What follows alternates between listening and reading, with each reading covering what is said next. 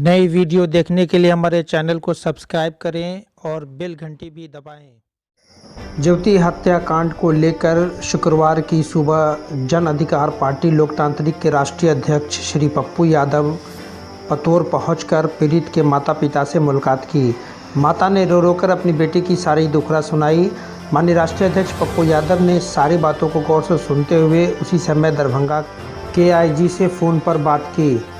उन्होंने स्थानीय पुलिस पे आरोप लगाते हुए उन्होंने कहा कि स्थानीय पुलिस की भूमिका भी संदिग्ध लगती है, इसलिए यथाशीघ्र उसे निलंबित किया जाए। ज्योति पासवान सारे समाज की बेटी थी, वह किसी एक जाति मज़हब की बेटी नहीं थी और उसको जाति के आधार पर नहीं देखना चाहिए। जो गुनाहगार है उसको बख्शा नहीं जाना चाहिए और जो बेगुनाह है उसको तंग नहीं करना चाहिए। किसी भी आधार पर इस हत्या को जातीय मापदंड पर नापने की कोशिश नहीं की जानी चाहिए, क्योंकि अपराधी का कोई जात मज़हब नहीं होता। उन्होंने कहा कि मैं बिहार सरकार से इस घटना बलात्कार और हत्या के खिलाफ SIT जांच की मांग करता हूं और बच्ची की पोस्टमार्टम रिपोर्ट को सार्वजनिक करना चाहिए। वहीं शोकाकुल परिवारों को दरभंगा जिला इकाई के अध्यक्ष डॉक्टर मुन्ना खां के सामने 20,000 की आर्थिक मदद दी गई। इस मौके पर जिला अध्यक्ष मुन्ना, जिला उपाध्यक्ष नफीस खां, मोहम्मद अरमान, नौशाद अहमद, मोहम्मद अफरोज सहित कई कार्यकर्ता मौजूद थे। Bureau report, Hindi TV 24। संदिग्ध है, मिले हुए हैं, पैसे लेकर के इसको रफा दफा करने की कोशिश की गई है और अभी तक इस मामले में न्याय की कोई बात नहीं की गई। इस परिवार को हमारे अध्यक्ष डॉक्टर मुन्ना खान जी के द्वारा इन्होंने कहा कि इस परिवार की मदद, आर्थिक मदद की जा रही है, लेकिन यदि 1 सप्ताह के अंदर गिरफ्तारी नहीं हुई तो हम लोग दरभंगा में न्याय के लिए मार्च भी निकालेंगे और पूरे बिहार में इस सवाल को लेकर मार्च निकालेंगे। तो जालियांवाला बाग की घटना, घाट ढुक ढुक के महिलाओं को इस बेतरीके से पीटना, नंगा कर दिया गया बेटी माँ औरत को।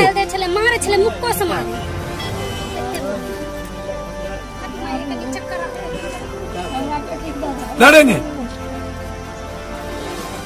बेटी के न्याय के लिए लड़ेंगे और इस जालियांवाला बाग के क्रूरतम व्यवस्था के लिए खिलाफ लड़ेंगे। आज ही DG तक मिलेंगे और सरकार से SIT की जांच की मांग करेंगे। नहीं SIT की जांच हुई तो फिर पूरे बिहार में आंदोलन करें। वहीं दूसरी ओर इंसाफ मंच के उपाध्यक्ष नियाज अहमद की भी एक टीम घटनास्थल पर जाकर के स्थानीय लोगों से मुलाकात की और इस घटना के बारे में विस्तृत जानकारी ली। उन्होंने भी स्थानीय पुलिस पर सवाल उठाया और कहा कि यथाशीघ्र थाना अध्यक्ष को निलंबित करना चाहिए और अपराधी की गिरफ्तारी कर उस पर सख्त से सख्त कार्रवाई करनी चाहिए। उधर दूसरी ओर आम आदमी पार्टी के जिला अध्यक्ष सब्बे नवाज भी घटनास्थल पर पहुंचे और वहां पहुंचकर उन्होंने मृतका ज्योति कुमारी के पिता अशोक पासवान से घटनास्थल पर मुलाकात की। अशोक पासवान ने घटना के संबंध में पूरी विस्तृत जानकारी जिला अध्यक्ष को दी। सब्बे नवाज ने मीडिया को संबोधित करते हुए बताया कि बिहार की मौजूदा सरकार दलित अल्पसंख्यक विरोधी है और ये दलित और अल्पसंख्यक होने का नाटक कर रही है। उन्होंने कहा कि अगर यथाशीघ्र अपराधी की गिरफ्तारी नहीं होती है तो आम आदमी पार्टी और जितनी भी सेक्युलर पार्टियां हैं सब मिलकर के एक चरणबद्ध आंदोलन करेंगे। Bureau report, Hindi TV 24। पत्नी को पकड़ लिए, झूठा लपड़ झपड़ जबरे करके बहचे तो क्या मार देने किया करके हमने मार लिया, हमें भौकला मार थाना वाला की बात करके मुखिया सरपंच का रिपोर्ट आया। आज तीसरा दिन है ना, तो क्या 4 घंटा में पोस्टमार्टम पुलिस वाले भी नहीं आ सका। ये जिला प्रशासन की बहुत बड़ी लापरवाही है और इस लापरवाही को जितने भी पूरा दलीय मुखिया, लोग हैं, सरपंच जिस दल के भी लोग हैं, वो पैसा जिला लेकर के प्रशासन मुंह का भर दिया। चुनाव करें एक बार भी नहीं मुखिया ने और सरपंच दलित आया को मेरे घर इंसाफ पर दिलाने जहाँ इसका के लिए बच्चा आगे मारा आए। है। पत्रकार संगठन journalist media council JMC Darbhanga zone के द्वारा मिथिलांचल में संगठन के विस्तार के लिए एक बैठक आहूत की गई। बैठक दरभंगा सर्किट हाउस में की गई। इस बैठक में बतौर मुख्य अतिथि जेएमसी के प्रदेश अध्यक्ष आशु राजा उपस्थित हुए। बैठक में सबसे पहले जेएमसी दरभंगा के जिलाध्यक्ष लाल बाबू वीरू द्वारा प्रदेश अध्यक्ष आशु राजा का मिथिला की परंपरा के अनुसार पाक चादर से सम्मानित किया गया। बैठक की अध्यक्षता करते हुए प्रदेश अध्यक्ष आशु राजा ने मिथिलांचल समेत पूरे प्रदेश में पत्रकारों की समस्याओं को लेकर गंभीर चिंतन करते हुए कहा कि जर्नलिस्ट मीडिया काउंसिल का यही उद्देश्य है कि पत्रकारों के जान माल की सुरक्षा को किसी भी सूरत में सुनिश्चित कराया जाए ताकि पत्रकार निर्भीक होकर जनता के प्रति अपने दायित्वों का निर्वहन कर सके। इसलिए आज ये ज़रूरी है कि पत्रकार संगठन होकर अपनी ताकत को बढ़ाए, जिसके लिए पत्रकार संगठन जेएमसी एक उपयुक्त प्लेटफॉर्म है। उन्होंने कहा कि जेएमसी की दरभंगा टीम काफ़ी अनुभवी पत्रकारों की टीम है। मुझे पूरा भरोसा है कि दरभंगा टीम संगठन को पूरे मिथिलांचल में फैलाकर पत्रकारों के हित के लिए बेहतर काम करेगी।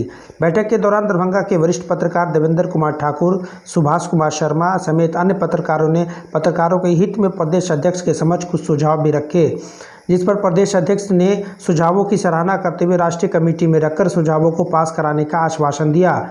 वहीं बैठक के दौरान संगठन को मिथिलांचल का विस्तार देते हुए कई नए पदाधिकारियों को के पद पर नियुक्त भी किया गया, जिसमें देवेंद्र कुमार ठाकुर को दरभंगा प्रमंडलीय अध्यक्ष, सुभाष कुमार शर्मा को प्रदेश महासचिव, इम्तियाज़ अहमद को प्रदेश उपाध्यक्ष दरभंगा जिला महासचिव, लाल बाबू वीरू को दरभंगा जिला अध्यक्ष, मोहम्मद अब्दुल कलाम गुड्डू राज को दरभंगा जिला कोषाध्यक्ष, नवीन कुमार और बैजनाथ जाबेजू को दरभंगा जिला उपाध्यक्ष, प्रशांत कुमार को दरभंगा जिला संरक्षक के पद के लिए संस्था द्वारा निर्गत पद प्रदेश अध्यक्ष आशु राजा द्वारा दिया गया। इस मौके पर दरभंगा सर्किट हाउस में संस्था से जुड़े पंकज कुमार ठाकुर, अमित कुमार सिंह, अविनाश कुमार ठाकुर, वनीराज कुमार, शहनवाज अहमद, नफीस करीम, अन्य दर्जनों पत्रकार उपस्थित थे। Bureau report, Hindi TV 24। आज मिथिला की धरती पर हम लोगों के पत्रकारों के लिए एक ऐतिहासिक दिन है कि हमारे प्रदेश के प्रदेश के अध्यक्ष आशु राजा जी यहाँ पधारे हैं और यहाँ पदाधिकारियों का संगठन का विस्तार किया गया है। हम सिर्फ यह विस्तार ही नहीं कर रहे हैं, हमारा लड़ाई पत्रकारों की मुख्य समस्या, पत्रकारों पर हो रहे अत्याचार, जुल्म के साथ साथ समाज के दलित, गरीब, दबे हुए लोग हैं, उनको उठाने का काम हमारा यह संगठन करेगा। गर्व की बात है कि जर्नलिस्ट मीडिया काउंसिल जिस तरह से पत्रकारों के हक और हकूक के लिए आगे बढ़ रहा है, पत्रकारों का साथ दे रहा है, पत्रकारों की लड़ाई लड़ रहा है, पत्रकारों को हक दिलवाने के लिए जिससे वंचित है, सरकार जो हक नहीं दे रही है उसके लिए और समाज के लिए भी।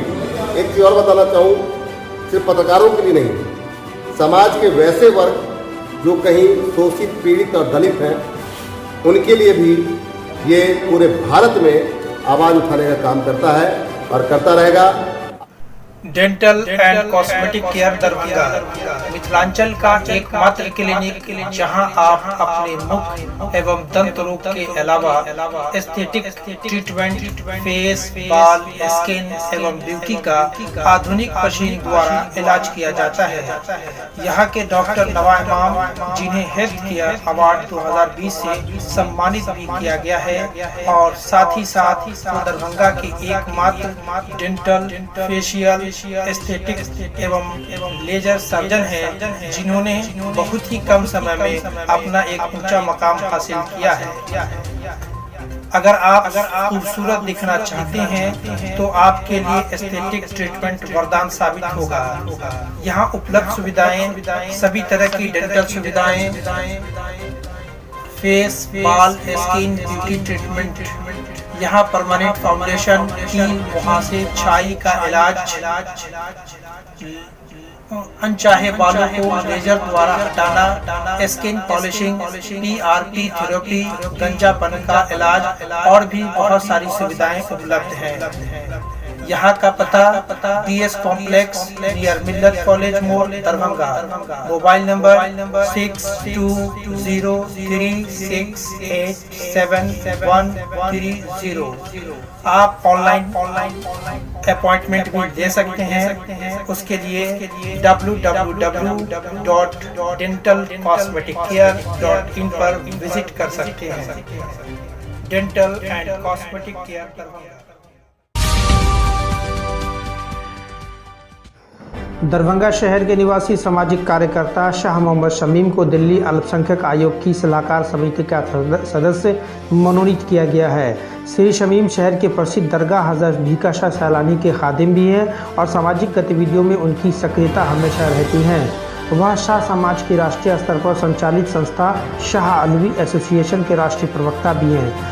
इनके मनोनयन पर मुबारकबाद देने वालों में रियाज खान कादरी, दीदार हुसैन चांद, साजिद कैसर, जाहिद अनवर राजू, गुलाम मोहम्मद, विजय ठाकुर, जहांगीर कुरैशी, आफ्ताब अशरफ, मोहम्मद शमशुल, मोहम्मद इस्लाम, मोहम्मद नौशाद, राजू चक्रवर्ती आदि के नाम उल्लेखनीय हैं।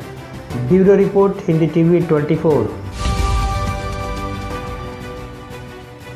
लालू राज को जंगल राज कहने वाले नीतीश राज को अब क्या कहेंगे, जहां लगभग हर दिन हत्या करने और गोली चलने जैसी वारदातें हो रही हैं।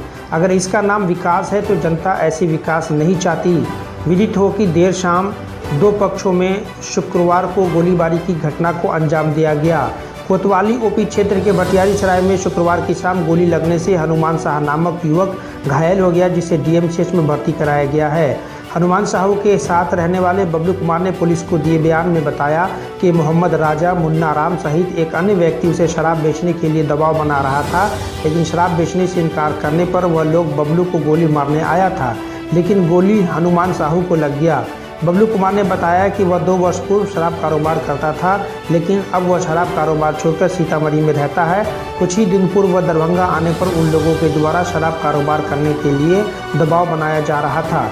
शुक्रवार की शाम हनुमान साहू बबलू कुमार अपने दोस्तों के साथ भटियारी सराय गंगा सागर के सड़क पर घूम रहा था। उसी दौरान इन लोगों ने हनुमान साहू के बाहों में गोली मार दी और सभी आरोपी फरार हो गए। घायल अवस्था में हनुमान साहू को DMCH में भर्ती कराया गया है, जहां उसका इलाज चल रहा है। Bureau report, Hindi TV 24। साप्ताहिक अभियान के पहले दिन SSP दरभंगा ने खुद कमान संभाला और आम से लेकर खास लोगों का चालान काटा। बिना मास्क पहने घूमने वालों पर कार्रवाई शुरू कर दी गई है। यदि बिना मास्क पहने पकड़े गए तो 2000 रुपये का चालान काटवाना पड़ सकता है। साथ में थाने में प्राथमिकी भी दर्ज की जा सकती है। शुक्रवार को SSP बाबूरामपुर शहरी क्षेत्र के सड़कों पर निकलकर बिना मास्क लगाए लोगों पर कार्रवाई करते नजर आए। लहरासराय थाना अध्यक्ष क्षेत्र के लहरासराय टावर पर उन्होंने स्वयं कई लोगों को पकड़ा और मास्क पहनने के लिए जागरूक करते हुए चालान भी काटने का निर्देश दिया। बिना हेलमेट एवं बिना मास्क लगाए कई बाइक सवारों को भी पकड़कर चालान काटा गया। SSP ने पुलिस जैसे लोगो लगाकर मानव अधिकार लिखे एक अध्यक्ष की गाड़ी को भी जब्त कर लिया और थाने को सुपुर्द कर दिया। वही गाड़ी की कागजात के सत्यापन हेतु DTO कार्यालय से रिपोर्ट तलब किया गया है। SSP ने बताया कि शनिवार से शहरी क्षेत्र से लेकर ग्रामीण क्षेत्रों में दुकानदारों एवं वाहन चलाने वाले चालकों सहित अन्य वाहन में बिना मास्क लगाए बैठे लोगों पर भी कार्रवाई शुरू की जाएगी। Bureau report, Hindi TV 24। शुक्रवार दिनांक 3 जुलाई को 11:30 बजे कुलपति के आवासीय कार्यालय में कुलपति प्रोफेसर राजेश सिंह की अध्यक्षता में CET B.Ed 2020 कोर कमेटी की बैठक हुई। इस बैठक में कोरोना वायरस संक्रमण से बचाव के संबंध में गृह मंत्रालय भारत सरकार, मानव संसाधन विकास मंत्रालय भारत सरकार, राज्य सरकार एवं कुलाधिपति सचिवालय राजभवन पटना से प्राप्त निर्देशों के आलोक में CET B.Ed 2020 कोर कमेटी ने दिनांक 19/7/2020 को प्रस्तावित B.Ed में नामांकन हेतु आयोजित होने वाली परीक्षा अगले आदेश तक स्थगित करने का निर्णय लिया है। बैठक में अध्यक्ष छात्र कल्याण प्रोफेसर रतन कुमार चौधरी, परीक्षा नियंत्रक डॉक्टर SN राय, वित्त पदाधिकारी Syed Fazle Rahman, coordinator SET B.Ed doctor AK Milan एवं राज्य नोडल पदाधिकारी प्रोफेसर अजीत कुमार सिंह उपस्थित थे। Bureau report.